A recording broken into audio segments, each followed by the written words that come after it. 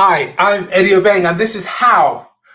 Today, I bring you good news. The world has just seen its first trillionaire. I'm going to explain to you how to do that for yourself. Okay, it's called money making machine bubbles. So let's jump on Cube and let me tell you how to become a trillionaire just like that. Okay.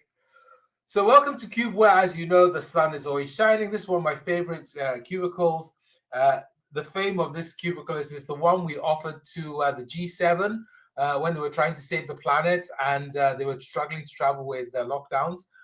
They didn't accept it, of course not. It's one of my favorite cubicles because it gives you lots of space to work in.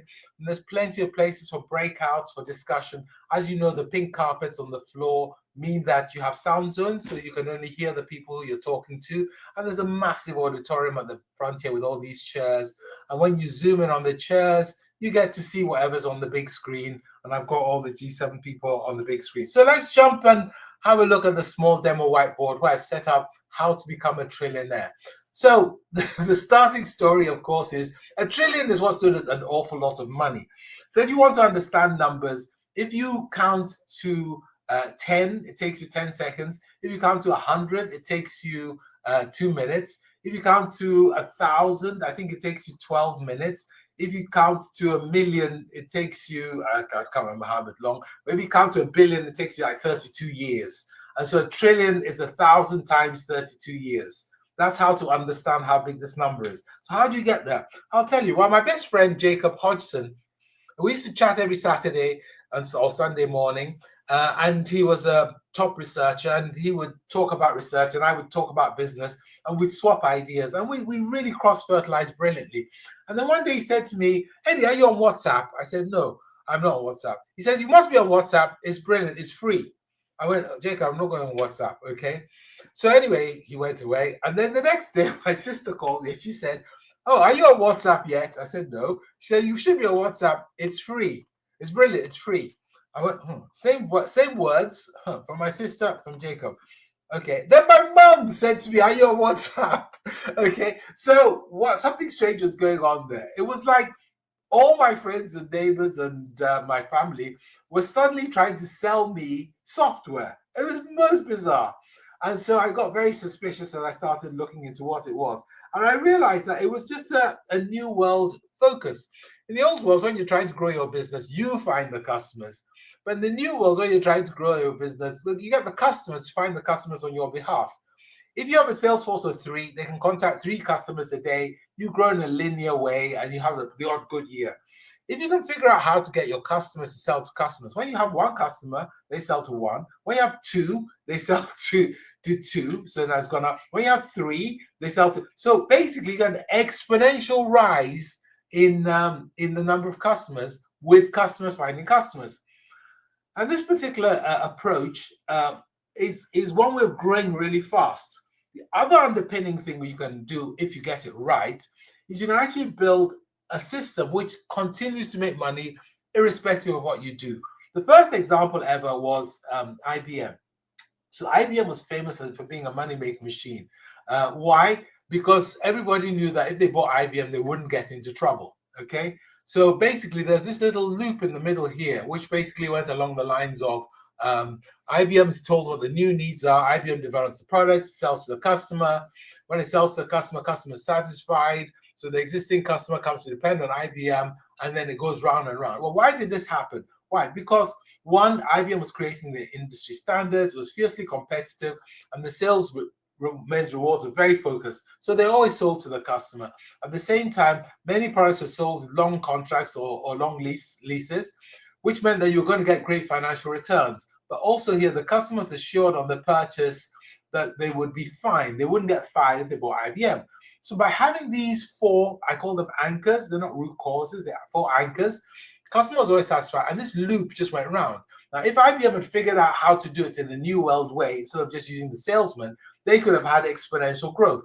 Another example, which is more recent, is Google. Google did very much the similar thing. So the Google process for getting really rich is very simpler.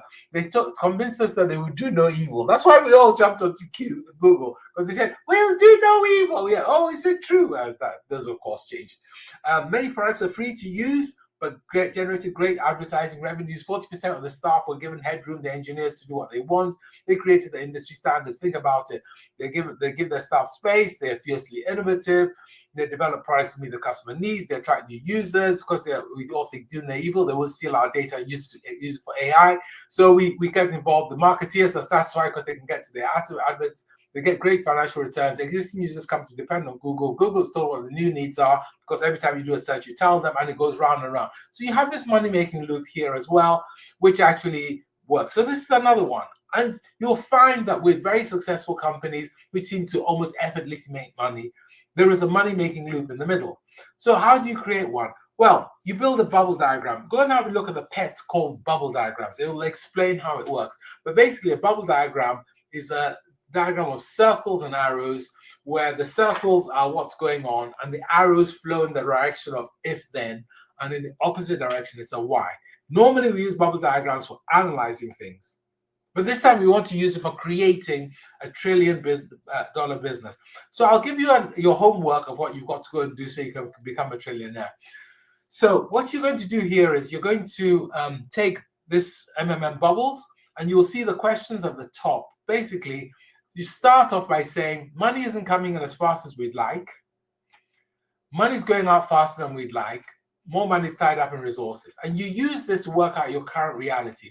What's going on? Why am I not growing? Okay. And so over here, I've got a whiteboard. And on this whiteboard, basically, let's see if I can get a bit closer. I'll pull it up and I'll go a bit closer. There you go. On this whiteboard over here, oh, there you go, better.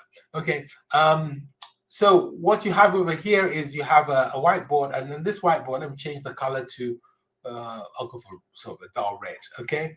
You work in your business. Money isn't coming as fast as we'd like. Why is that? You go, oh, it's because we don't, there's always something, eh? Oh, you go, oh, it's because, there's always something, isn't there? I've just clicked on basic shape, scribble. I've chosen the color. Okay, let's pretend I'm drawing. I don't know what else going on there. Okay, and let's pretend I'm drawing, and it says this layer is hidden. Try others. That could be why. I wonder why is that layer hidden? Anyway, doesn't matter.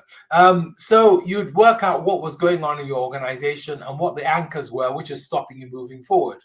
Then what you start to do once you've done that and you've got a sense of what's getting in your way is you start thinking about, well, if I remove these anchors and I start to systematically create a money-making loop. So the money-making loops roughly have the format of you do something, it's good for other people because you're serving them. After all, it is entrepreneurial capitalism. You're supposed to serve them. They love what you're doing. They tell you what to do for them next, and round it goes. That's what we've been trying to do. That's what's raised us out of poverty. And so now you build your money-making loop around your current reality. So you have to play at it, work with other people. How about if we made sure that whenever we do something, we tell our, I don't know what you're going to put into your bubbles as the words, but your words are going to be quite important because that will help you be able to work out what your money-making machine loop should be. And if in here you can figure out a way of getting the customers to do the sale for you, trillionaire. That's money-making machine bubbles. Okay, I'll see you again. That's been how. Make sure you subscribe to the newsletter, the YouTube channel, the Spotify channel. Go and find the quick guide. Do this now. When you make your trillion, I only want $1 billion. Okay. Well, have a great day.